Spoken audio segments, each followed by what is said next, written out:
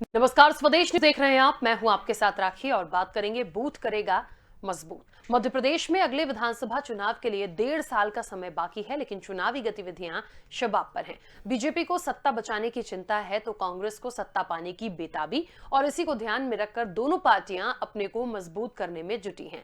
देखिए, इस पूरी कड़ी में भाजपा की बूथ विस्तारक योजना 20 जनवरी से शुरू हो रही है, जिसमें मुख्यमंत्री, प्रदेश प्रभारी, प्रदेश अध्यक्ष सहित सभी मंत्री, सांसद, विधायक सहित सभी प्रदेश के पदाधिकारी भी 10 दिन बूथ विस्तारक के रूप में बूथों पर प्रवास कर पार्टी को मजबूत करने का काम करेंगे।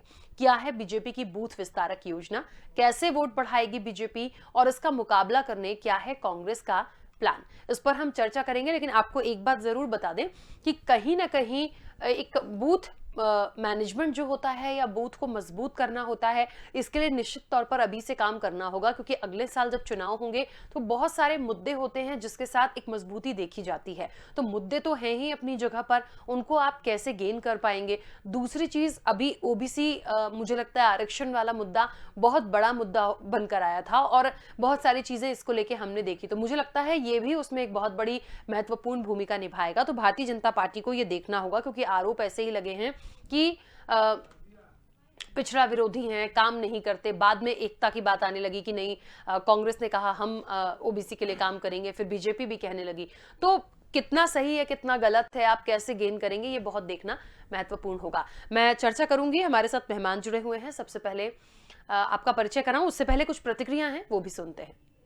हमारा बूथ विस्तारक योजना है, हमारे लगभग 9000 के करीब ग्राम नगर केंद्र, जिसको हम शक्ति केंद्र कहते हैं, उन तक हमारे विस्तारक जाएंगे। एक टेक्निकल हैंडेड हमारा कार्यकर्ता जो विस्तारक होगा, और हर बूथ को हम डिजिटल बूथ बनाएंगे। और इसके लिए पूरी तैयारी व्यापक तौर पर जो होती है, एक ऐप के माध्यम से जो कार्यकर्ता हमारे टेक्निकली, जो हमारी आईटी के टीम के जो कार्यकर्ता हैं, वो ऐसे 9000 बूथों पर 2 कार्यकर्ता, यानी कुल मिलाकर के 20,000 कार्यकर्ता विस्तारक की भूमिका में होंगे। और प्रत्येक बूथ पर जाकर के डिजिटल बूथ बनाने का जो हमारा अभियान है, इसको एक, और उसमें कई प्रकार के काम है, वो सारे कामों का उल्लेख नहीं हो सकता। हर बूथ पर 10 प्रकार के काम, एक दिन एक कार्यकर्ता बूथ पर रहेगा। जैसे मैं भी रहूंगा, माननीय मुख्यमंत्री भी रहेंगे, हमारे सभी अन्य प्रमुख कार्यकर्ता भी रहेंगे। हर बूथ पर हर कार्यकर्ता, 20 से 30 पूरी भाजपा बूथों पर होगी। मिशन 2023 के लिए कमलनाथ जी के नेतृत्व में कांग्रेस पार्टी और संगठन पूरी मजबूती के साथ काम कर रहा है। तमाम जिलों में जिला प्रभारी नियुक्त हो गए हैं। एनएसयूआई यूथ कांग्रेस में नए अध्यक्ष बन गए हैं, बूथ कमेटियां बन गई हैं, मंडलम सेक्टर के नए नए पदाधिकारियों की नियुक्ति हो गई है।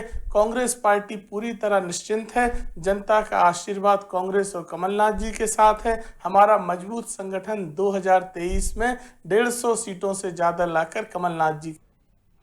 तो देखिए, अपने अपने दावे हैं और ये पूरी तैयारी है कि किस तरीके से बूथ को मजबूत करना है। देखिए, ये भी देखना होगा कि ये बात बिल्कुल सही है, बूथ स्तर पर यदि आप स्ट्रांग हैं और एक एक कार्यकर्ता की बहुत मेहनत होती है हर इलेक्शन में, जब निर्णायक जब नतीजे आते हैं तब, तो इसके लिए ये भी देखना होगा कि संगठन किस तरह से काम कर रहा है, किस तरह से उसकी प्रोसेस है, बूथ तक जाने के लिए किन किन लोगों को लगाया गया है, वो कैसे कैसे सारी चीजों को आइडेंटिफाई करेंगे, तब जाके उस मेहनत का जो एक सार या एक मेहनत का जो फल मिलता है वो हमको नतीजों के रूप में मिलता है। तो भारतीय जनता पार्टी की पूरी तैयारी है, वो इसके लिए बूथ विस्तारक योजना लेकर आ रहे हैं और 10 दिन तक वहां रहेंगे। मतलब आप समझ लीजिए कि एक लंबा वक्त, 10 दिन बूथ विस्तारक के रूप में बूथ पर काम करेंगे। और यदि 20 जनवरी से इसकी शुरुआत करनी है तो लगातार उसके पहले से प्रोसेस शुरू हो जाएगी। चर्चा को आगे बढ़ाऊंगी, कैसे करेंगे, कांग्रेस किस तरीके से आगे बढ़ेगी, कैसे टक्कर देगी। मेहमान जुड़े हैं, सबसे पहले आपका परिचय करा दें। बीजेपी के पूर्व विधायक हैं शंकर लाल तिवारी जी। शंकर लाल तिवारी जी, बहुत स्वागत चर्चा में जुड़ने के लिए। और कांग्रेस का पक्ष रखने के लिए आनंद तारण जी हमारे साथ जुड़े हैं। आनंद जी, आपका भी बहुत स्वागत है। चर्चा की शुरुआत सबसे पहले शंकर लाल तिवारी जी आपसे करना चाहूंगी। बूथ विस्तारक योजना, जिस तरीके से 10 दिन का पूरा एक खाका तैयार है और किस तरीके से काम करना है, 20 तारीख से इसकी शुरुआत हो रही है, सभी दिग्गज इसके लिए जाएंगे, किस तरह से काम करेंगे, किस तरह की चीजों को शामिल किया जाएगा?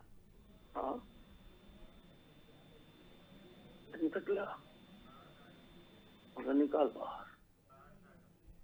चलिए, शंकर लाल तिवारी जी तक शायद मेरी आवाज नहीं पहुंच रही है। आनंद जी, मुझे सुन पा रहे हैं आप? नमस्कार राखी जी। जी, आनंद जी नमस्ते।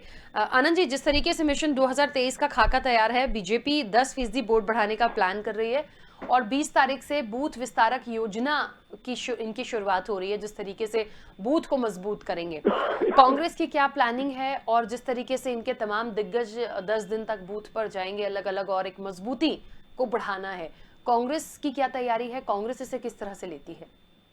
ये कांग्रेस ने 2018 में भी अपनी पूरी तैयारी की थी और सरकार बनाई थी, और आज भी हम पूरी तरह से चौकन्ने हैं और सरकार बनाने के लिए तैयार है, और हर स्तर पे हमारी पूरी टीम तैयार है। हमारे प्रवक्ता ने भी हर चीज को क्लियर कर दिया है कि आदरणीय कमलनाथ जी, आदरणीय दिग्विजय सिंह जी और सभी वरिष्ठ नेताओं के मार्गदर्शन में, निर्देशन में हम इस चुनाव को लड़ेंगे, और निश्चित रूप से आने वाले 2023 में जो भारतीय जनता पार्टी ने जनता के जनादेश पर डाका डाला है, जनता की पीठ पर छुरा मौका है, निश्चित रूप से जनता भी उद्वेलित है और हम सब भी उद्वेलित हैं कि भारतीय जनता पार्टी को निश्चित रूप से विपक्ष में बिठाएंगे, क्योंकि आज जिस तरह से अराजकता का माहौल है, चाहे मुख्यमंत्री का क्षेत्र हो, चाहे गृह मंत्री का क्षेत्र हो, किस तरह से हत्याएं हो रही हैं, बलात्कार हो रहे हैं, लूट हो रहे हैं, और कानून व्यवस्था नाम की कोई चीज नहीं है। चारों तरफ अराजकता का माहौल है, लूट मार चारों तरफ व्याप्त है, लोग आत्महत्याएं कर रहे हैं, रोजगार नहीं है तो निश्चित रूप से लूट होगी।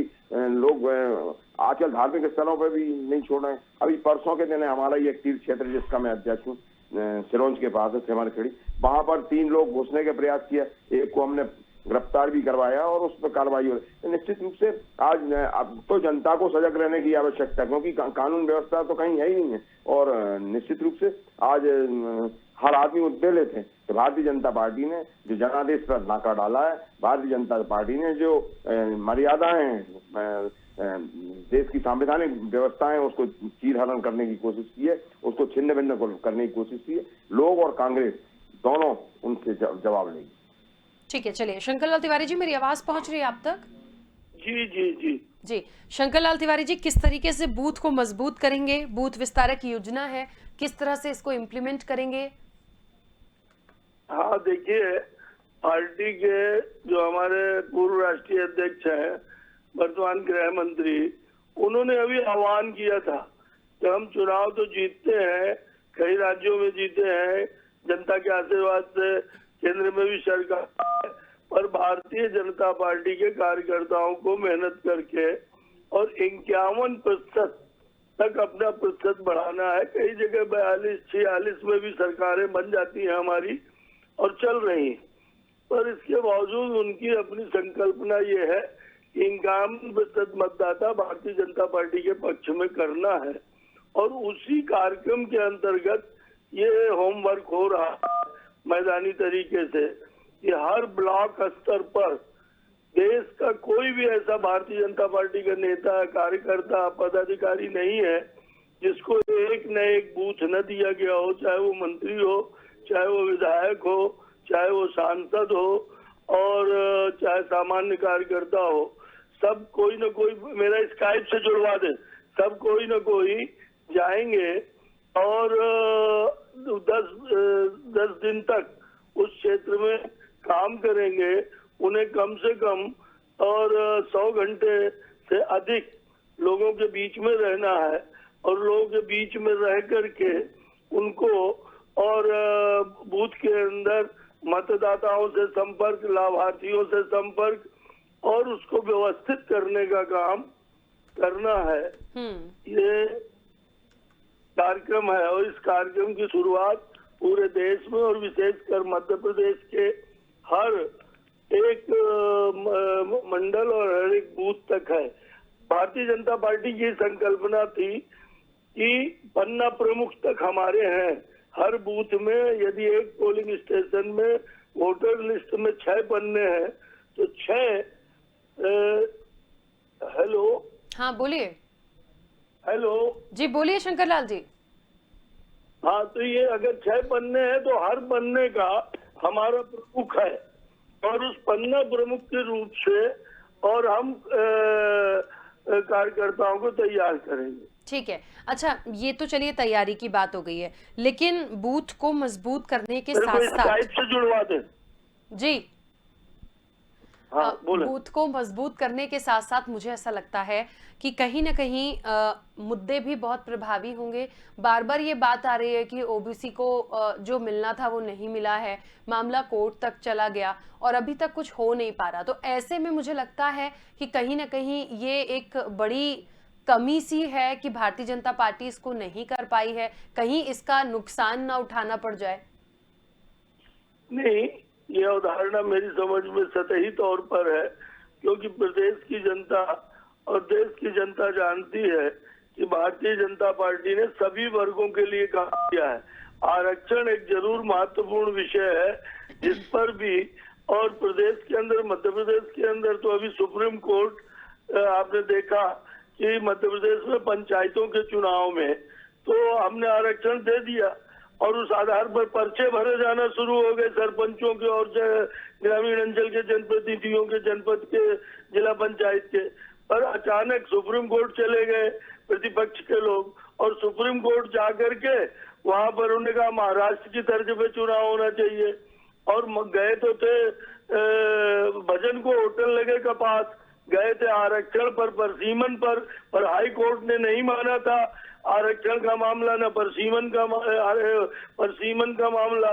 उसके बाद वो सुप्रीम कोर्ट चले गए, और सुप्रीम कोर्ट जाने के बाद उन्होंने वहां पर जो महाराष्ट्र तर्ज की बात करी, उसके कारण वो चुनाव पूरी तरीके से अस्त व्यस्त हो गया। और अभी सुप्रीम कोर्ट में मध्य प्रदेश की सरकार ने शिवराज सिंह जी के आदेश पर एक पिटीशन लगा रखी है, जिसमें आपने मीडिया के माध्यम से ही सबने देखा है कि केंद्र सरकार ने भी और अपनी तरफ से एक एप्लीकेशन लगाई है, जिसका भाव यही है कि हर स्थिति में पिछड़े वर्ग को, ओबीसी को 27% आरक्षण जो है वो मिले। और हमें लगता है कि देगी अगर तो बीजेपी ही देगी। पूर्व में अगर अन्य लोग चाहते तो 50 साल राज कर रहे थे, किसी ने मना तो नहीं किया था है कि आप मत दो। और इस नाते 50% महिलाओं को आरक्षण देने का काम नगरीय निकाय के चुनावों में, पंचायत चुनावों में भारतीय जनता पार्टी ने किया था। मध्य प्रदेश के अंदर शिवराज सिंह जी के पिछले कार्यकाल में हुआ था, और इसलिए आरक्षण भी भले न्यायालय में एक लड़ाई चल रही है, उस लड़ाई को भी हम जीतेंगे। हमारी तरफ से सालवे साहब इस संबंध में जो बड़े वकील है सुप्रीम कोर्ट के, वो इस संबंध में हमारी तरफ से, सरकार की तरफ से नियुक्त है, और केंद्र सरकार भी उसमें प्रयासरत है। मुझे पूर्ण विश्वास है ठीक है कि कितना कोई विघ्न डाल ले, न विघ्न संतोषियों की चलेगी, न छिद्रान्वेषण करने वालों की चलेगी। ओबीसी को उनका हक जो 27% देना, कमलनाथ जी ने एक प्रस्ताव पास कर दिया था अपनी 15 महीने की सरकार में, पर हाईकोर्ट में इनके वकील खड़े नहीं हुए। को उस समय मालूम था कि इस मामले में हाईकोर्ट में क्या होने वाला है, पर सिर्फ अखबार की सुर्खियां बनने के लिए और छलने के लिए ओबीसी वर्ग को इन्होंने एक फतवा जारी कर दिया, और ग्राउंड लेवल पे कोई काम नहीं किया। हाईकोर्ट में मामला गया, हाईकोर्ट में सरकारी वकील जो उस समय के थे इनके, वो खड़े नहीं हुए, नतीजतन वहां मुंह की खानी पड़ी। पर भारतीय जनता पार्टी वचनबद्ध है आरक्षण के लिए और ओबीसी वर्ग के उत्थान के लिए। ठीक है, देखिए एक बात तो है कि अब 50% वोट बैंक बढ़ाने का जो खाका है, इसको कौन जीत पाएगा, कैसे करेंगे, क्योंकि ये कहने के लिए हम बात क्योंकि चर्चा कर रहे हैं तो शायद बहुत आसान लगे, बट ज़मीनी स्तर पर जाकर देखेंगे, धरातल पर देखेंगे, बड़ा मुश्किल होता है। क्योंकि छोटे छोटे से मुद्दे हैं, बहुत से आंदोलन होते हैं, बहुत सी ऐसी चीज़ें होती हैं जो जनता बहुत अच्छे से समझ रही होती है। तो उनके दिल दिमाग में क्या चल रहा है, उनकी चीज़ों को कौन कितना समझ रहा है, जितनी बातें की जा रही हैं उसका धरातल पर कितना इम्प्लीमेंट हो रहा है, ये चीज़ें बहुत महत्वपूर्ण होती है। आनंद तारण जी, मुझे लगता है बहुत सारे ऐसे मुद्दे हैं जिसके लिए आरोप प्रत्यारोप तो बहुत लगते हैं, लेकिन इस वक्त हमें ये देखना होगा कि 2023 के लिए जनता से जुड़े हुए मुख्य मुद्दों के साथ साथ सभी वर्गों को क्या मिला है, कितना मिला है और कितना करना है, ये बहुत स्पष्ट होना चाहिए। देखिए राखी जी, 2018 में कांग्रेस को जनादेश दिया था जनता ने। क्या भारतीय जनता पार्टी 15 साल के शासन के बाद भी उसकी सत्ता पिपासा इतनी बढ़ गई थी कि वो 5 साल जनता का जनादेश का सम्मान नहीं कर सकते थे? किस तरह से खरीद फरोख्त की गई, किस तरह से लोगों को, कांग्रेस के विधायकों को, कांग्रेस के नेताओं को दबाया गया, उनके आर्थिक कारणों से दबाया गया और किसी भी कारणों से दबाया गया।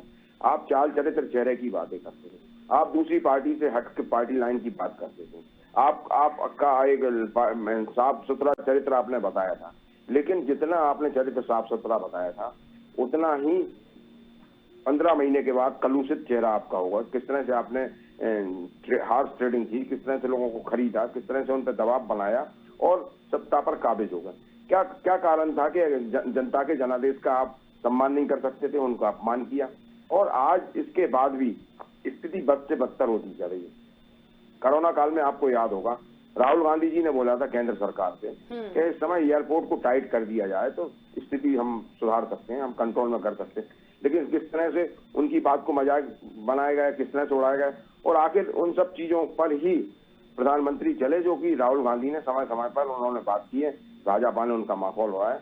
लेकिन आज जो स्थिति मध्य प्रदेश में है, मध्य प्रदेश के लोग आज जा रहे हैं उत्तर प्रदेश में चुनाव। अरे भाई पहले आप अपने प्रदेश की स्थिति देख लो, किस तरह अराजकता, मुख्यमंत्री के क्षेत्र में किस तरह की घटनाएं घट रही हैं, हत्याएं हो रही हैं, लूट हो रही है, महिलाओं के साथ अत्याचार हो रहा है, बलात्कार हो रहा है, उनकी संपत्ति पे डाका डाला जा रहा है, उन पर कब्जा किया जा रहा है, वो गुहार कर रही है मुख्यमंत्री से। जब मुख्यमंत्री का क्षेत्र सुरक्षित नहीं है, गृह मंत्री का क्षेत्र सुरक्षित नहीं है, तो मध्य प्रदेश के अन्य अंचलों का क्या हाल होगा जो दूरस्थ अंचल। जब मध्य प्रदेश की राजधानी में हम भोपाल से 50 किलोमीटर दूर जाते हैं, हम सुरक्षित नहीं है, रात में 8 बजे के बाद किसी भी रोड पे जाते हैं, हमें डर रहता है कहीं भी लूटमार हो सकता है। तो निश्चित रूप से आज पूरा व्यापक स्थिति बहुत खराब है, चारों तरफ अराजकता है, लोग आत्महत्याएं कर रहे हैं, किस तरह से लोगों को प्रताड़ित किया जाता है, दबाया जा रहा है, किस तरह से उनको ब्लैकमेल किया जा रहा है, ये भी हमने सुना, ब्लैकमेल के नाम पर लोग अपनी आत्महत्याएं कर रहे हैं। मतलब इसका मतलब कानून का किसी को खौफ नहीं है, कानून का डर नहीं है। महिलाओं के लिए कठोर से कठोर कानून बना रखे हैं, लेकिन इसके बाद भी बलात्कार की घटनाएं बढ़ रही हैं, प्रतिदिन बढ़ रही हैं। अभी एक भोपाल में डॉक्टर आई थी, उसके साथ किस तरह से अभद्रता की बात हुई, और उसके बाद क्या हुआ, सब लीपापोती हुई। तो ये कानून है कहाँ, और कानून में किस तरह से उसका उपयोग कर रहे हैं, ये भी सब देखा। और कहीं ना कहीं भारतीय जनता पार्टी के लोग इन सबके पहले भारतीय जनता पार्टी के लोग हैं। अरे भाई तिवारी जी सुनो तो, भैया तिवारी साहब आप हमारे सुनिए आनंद जी, एक मिनट। आप तो अन्याय, अत्याचार, अनाचार, पापाचार और भ्रष्टाचार ये भाषण करने लग गए। ठीक है, विषय पे बोलिए ना बंधु। देखिए, एक तो मेरा सवाल, एक मिनट, एक तो मेरा प्रश्न था कि बहुत महत्वपूर्ण वो मुद्दे जो जनता से जुड़े हुए होते हैं उन पे काम किया जाएगा, तब जाके 2023 में काम बन पाएगा। ओबीसी का सवाल मैंने शंकर लाल जी से लिया ही था। तीसरा मुख्य सवाल मेरा यही है, आनंद जी उस पर अपना जवाब दीजिएगा कि ये जो बात की जा रही है बूथ मैनेजमेंट वाली, हमेशा ये कहा जाता है, देखिए ये कहने की बात तो है कि संगठन के तौर पर या एक मैनेजमेंट के तौर पर भारतीय जनता पार्टी बहुत स्ट्रांग रहती है, तो कांग्रेस कैसे अपने मैनेजमेंट को या संगठन को स्ट्रांग कर रही है या है? क्योंकि बार बार ये आरोप कांग्रेस पर लगते हैं कि एकता नहीं है, गुटबाजी ज्यादा है, कोई मजबूती नहीं है। तो मुझे लगता है इस पर बहुत ज्यादा ध्यान देने की जरूरत है, और यदि है तो किस तरह से वर्कआउट करेंगे?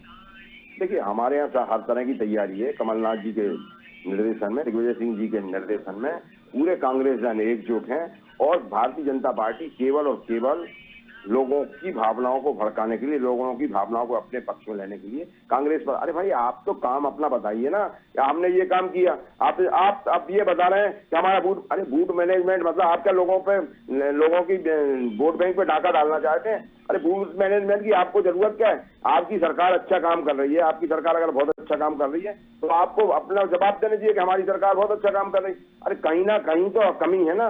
अगर आप ये बात करें, बार बार बूथ की बात करते हैं, बार बार मीटिंग करते हैं, अरे जनता के बीच में जाके बताइए कि हम क्या काम कर रहे हैं, हम क्या करना चाहते हैं, हमने क्या किया और क्या दिखा के बताएं। हम कांग्रेस हर मोर्चे पे तैयार है, और निश्चित रूप से मिशन 2023 में कांग्रेस अपनी सरकार बनाएगी।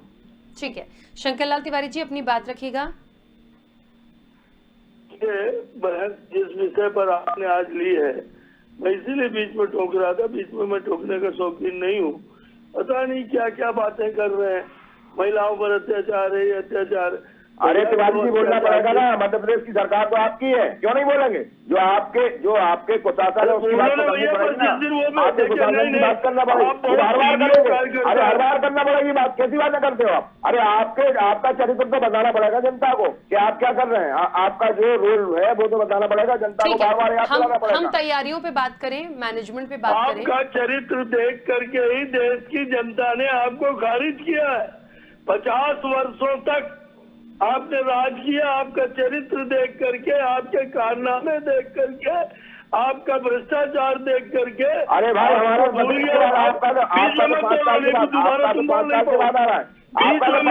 सामने आ गया, आपका तो 3 साल 2 साल में सामने आ गया।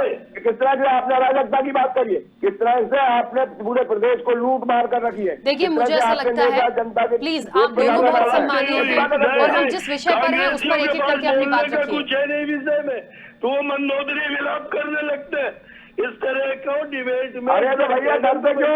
अरे डरते क्यों? जनता के बीच में आइए। आनंद जी बोलने दीजिए प्लीज उन्हें। आप बोल रहे थे, मैंने सिर्फ इतना आपको कहा था कि विषय पे बोलो, पर आप तो धारा प्राय चौथा छाप भाषण कर रहे हैं। आप करिए, आप विपक्ष में हैं, पर जहाँ जिस विषय पर बात हो रही है उसमें करिए।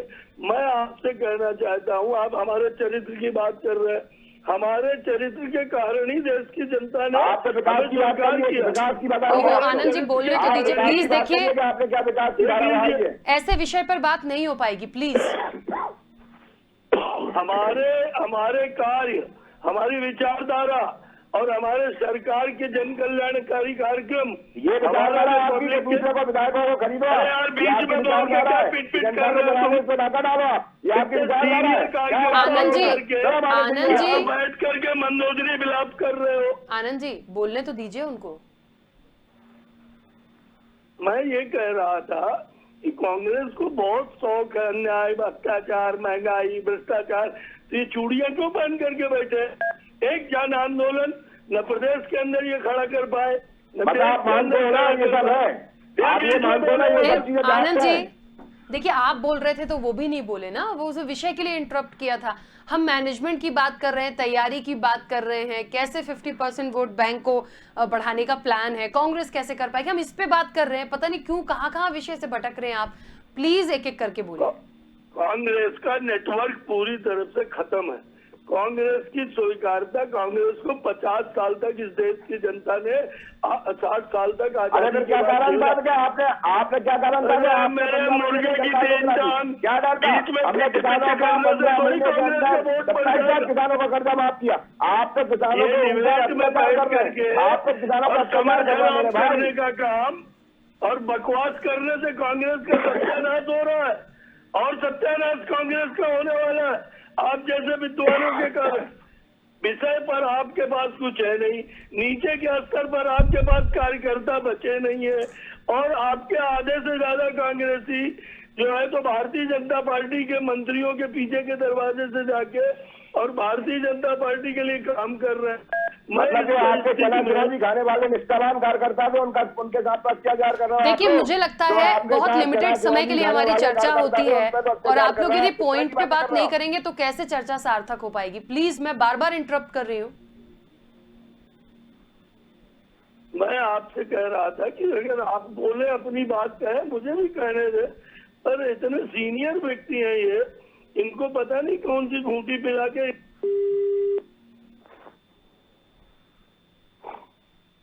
ठीक है शंकर लाल तिवारी जी, चलिए मुझे लग रहा है शायद डिस्कनेक्ट हो गए हैं। आनंद जी क्या है इंटरप्ट, मतलब ठीक है करिए, आपत्ति हो सकती है पर इतनी ज्यादा। राखी जी, भारतीय जनता पार्टी विकास का कहीं रोल नहीं है इनका, केवल सांप्रदायिकता के आधार पर जो सत्ता में काबिज है। विकास इनका है कहाँ? विकास का तो कोई रोल ही नहीं है इनके पास। आज जब किस आधार पे लोगों के घर पे जाएंगे वोट मांगने के लिए, लोग तो इनका स्वागत करने के लिए बैठे हैं। और आपने देखा होगा 2018 में राखी जी किस तरह से इनका स्वागत किया था। तो निश्चित रूप से 2023 में जो जनता के दरवाजे पे जाएंगे इनका स्वागत और अच्छी तरह से होगा। जनता उद्वेलित है बदला लेने के लिए, क्योंकि इन्होंने जनता के जनादेश के ऊपर जो डाका डाला है, जनता इनसे बदला लेने के लिए उतार लिए। और जिस तरह से जो संविधान को तार-तार करने की कोशिश की है, संवैधानिक व्यवस्था को टार करने की कोशिश की है, इसका भी जनता जवाब देगी। भाई आप संवैधानिक व्यवस्था पे आपको विश्वास नहीं है, आपने आप 5 साल विपक्ष में नहीं बैठ सकते थे। अगर नहीं बैठ सकते थे तो आज आपने इस तरह के लोगों हार्स ट्रेडिंग की, खरीद फरोख्त का काम किया, तो निश्चित रूप से ये केवल मीटिंग कर करके के जनता को अपने फेवर में कर लेंगे। भाई जनता चुनती काय के लिए? विकास के लिए, अपने क्षेत्र के विकास के लिए, अपनी समस्याओं को हल करने के लिए, कानून व्यवस्था ठीक करने के लिए, रोजगार के लिए, बेटियां अपने आप को सुरक्षित करने के लिए, कर्मचारी अपने आप को सुरक्षित। लेकिन हर आदमी आज उद्वेलित है, हर आदमी परेशान है, हर आदमी आत्महत्या कर रहा है। तो कारण क्या है? कहाँ शांति है, कहाँ एकता है, कहाँ भाईचारा है, कहाँ भारतीय जनता पार्टी का जो चाल चेहरा था वो कहाँ है, कहाँ दूसरी पार्टी से अलग हटने वाली लाइन है? तो ये तो इनका तो विकृत चरित्र जनता के सामने आ चुका है और जनता इनको जवाब देगी। ठीक है, चलिए, समय की सीमा है। दोनों मेहमानों का बहुत शुक्रिया इस चर्चा में जुड़ने के लिए। देखिए, एक बात बहुत महत्वपूर्ण है इस पूरी चर्चा में जो थी कि बूथ मजबूत करेगा। भारतीय जनता पार्टी का बूथ मैनेजमेंट कैसा है ये हमने बहुत से इलेक्शंस में देखा है, और कांग्रेस को कैसे करना है ये कांग्रेस को पता होना चाहिए। लेकिन यहाँ पर हमेशा मुद्दों से भटकना है, एक दूसरे को इंटरप्ट करना है, और ऐसे में पॉइंट टू पॉइंट चर्चा कभी भी नहीं हो पाती, जो इस चर्चा में भी हुआ। खैर, फिलहाल चर्चा में इतना ही। देखेंगे किसकी कितनी तैयारी है और 2023 में क्या होता है। दीजिए इजाजत, नमस्कार।